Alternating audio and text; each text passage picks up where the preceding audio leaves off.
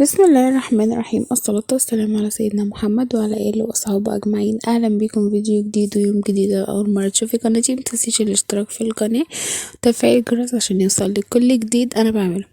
كل سنة وانتم طيبين، عيد سعيد عليكم. النهاردة جاي لكم أول تجهيزات اليوم. من أوله، أول حاجة احنا هنا ما كناش لسه نمنا لأننا كنا بننضف البيت وكده. وكنا متأخرين شوية فما نمناش غير لما خلصنا الدنيا كلها. اول حاجة عملنا كده فطرنا، عملنا شاي بلبن وحضرت كحك والكلام ده. هنا كنت بوريكم ايدي، مش قادرة اقول لكم ايدي نار فيها من كتر المواد اللي انا كنت بستخدمها في تنظيف الكلور والفلاش والكلام ده. وللاسف ما كنتش بستخدم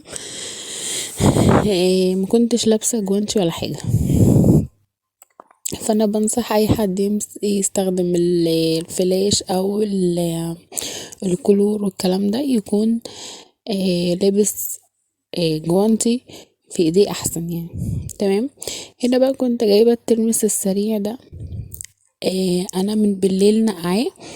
اهم حاجه لازم في الترمس ده يكون يتنقع، وبحب انا السريع، ما بحبش المر ده، ما بيبقى ممرر جامد. السريع بيبقى احسن. نقعاه من امبارح، وقمت الصبح رحت غسلاه كويس وحطيته في التشت على النار او في حله، ما غطيتهاش وسبته، ما بحطلوش ملح ولا اي حاجه. هنا بقى قلت اعمل لهم رز بلبن كده. عملت كوبايه ونص من الرز وحطيت عليهم نص كيلو لبن الاول. بحب اسوي الرز باللبن مش بالميه. بعد ما الرز استوى خدت جزء منه كده وهضربه في الخلاط. انا في الرز بلبن ما بستخدمش النشا، بستكفي بالنشا الرز اللي موجود في الرز. هنا خلاص كان الرز معايا استوى. جبت كيلو ونص من اللبن وهنزل عليه وهسيب شوية بس في البولة دي او في المنظم ده، وهحط عليه انا عاملة كوباية ونص من الرز كبار. حطيت عليهم 2 كيلو من اللبن، وحطيت عليهم بمقام نص كيلو سكر، يعني من المج ده كبير مش صغير. حطيت 3 مجات، نزلت عليهم بكيس لبن بودرة والفانيليا. عندك كريم جانتيه يا سلام بقى، لو عندك كريم جانتيه حلو قوي. كريم الجانتيه برضو بيديله طعم كده ونكهة حلوة قوي. مش عندك مش ما يضرش. نزلت بقى بالسكر واللبن اللي انا كنت ضرباه والحليب، اللبن البودرة، وهبتدي ان انا اضربهم كده كويس وهنزل عليهم على الرز وهسيبه يتقل. انا خدت جزء منه زي ما قلت لكم ضربته في الخلاط، وهستكفى بالنشا ده اللي موجود. الرز ده لما ما بستخدمش فيه النشا بيعمل زي حرقان كده او حموضة على الصدر. ده ما ان لما بتستخدمي النشا اللي موجود اصلا منه في الرز بيكون احسن. وممكن كمان تستغني عن الخطوة ان انتي تضربي الرز في الخلاط. جبت بقى طقمة الخشاف دي وهبتدي ان انا احطه كده في البولات دي، وما زوقته الصراحة، لا حطيت عليه لا مكسرات ولا حاجة، حبيت ان انا احطه سادة. وجبت بقى الفخارات دي وانا برضو هولع عليهم كده الشواية وهوريكم شكلهم في الاخر. كان حلو قوي برضو الرز بلبن في الفرن. هنا بقى برضو الترمس على النار. انا ما جيتش جنبه.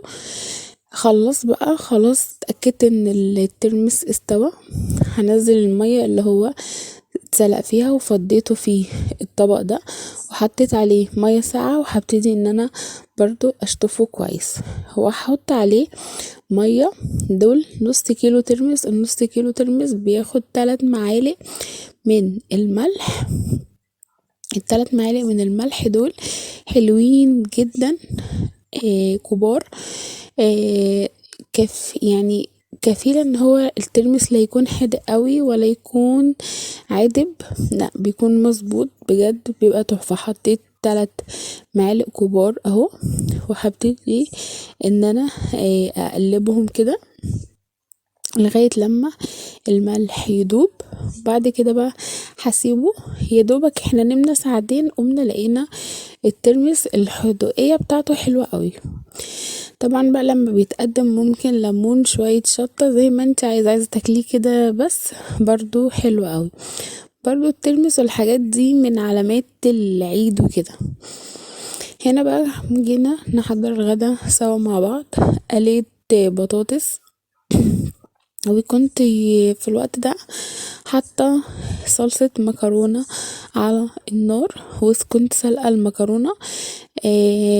واحنا بقى هناكله فسيخ ورنجة. طبعا انا عملت جنب الفسيخ والرنجة مكرونة، لان انا اختي الصغيرة ما بتحبش تاكل الفسيخ خالص، ما بتحبش تشم اصلا ريحته، ولا الرنجة ولا السردين ولا الحاجات دي.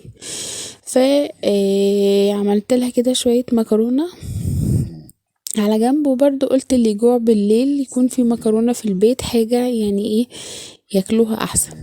هنا بقى طلعت الرنجة وطلعت الفسيخ، حشو الرنجة على النار. المرحلة دي بيخلي الرنجة تتقشر معايا اسرع خالص، من غير لما تقطعيها. بجد الخطوة دي بتخلي اللحم كده يفصل عن بعضه. كانت الرنجة طعمها حلو قوي، والفسيخ احنا بنحبه الفسيخ عادب، مش بنحبه حادق قوي، وما شاء الله كان زبدة. هبتدي بقى هنا افصص كده الرنجة واشيل الشوك بقى الزايد لو في حاجة شوك. انا يا دوب قطعت واحدة بس، ما قطعتش كتير، لان الفسيخ هيغطي على الرنجة.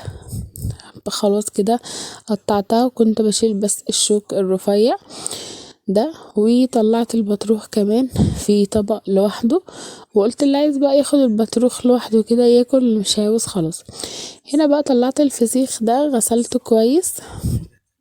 طبعا ما تقدرش تغسلي الفسيخ وتكوني فاتحه بطنه، لا، انا غسلته الاول، وبعد كده هبتدي ان انا افتح بطنه واشيل الحاجات اللي موجودة في بطنه دي، وشلت الزعانف والكلام ده. وهبتدي ان انا شلت برضو السلسلة بتاعت الظهر الكبيرة دي، وهقطعه بقى بالطريقة دي. وده كان شكل الاكل، وقطعت بصل وليمون وشوية خيار كده. ودي البطاطس معايا، وهنا العيش. وده كان الغدا بتاعنا، نعمة وفضل من الله. برضو بقى حضرنا كده شوية حاجات مسليات، لب وسوداني، وده كان الرز بلبن.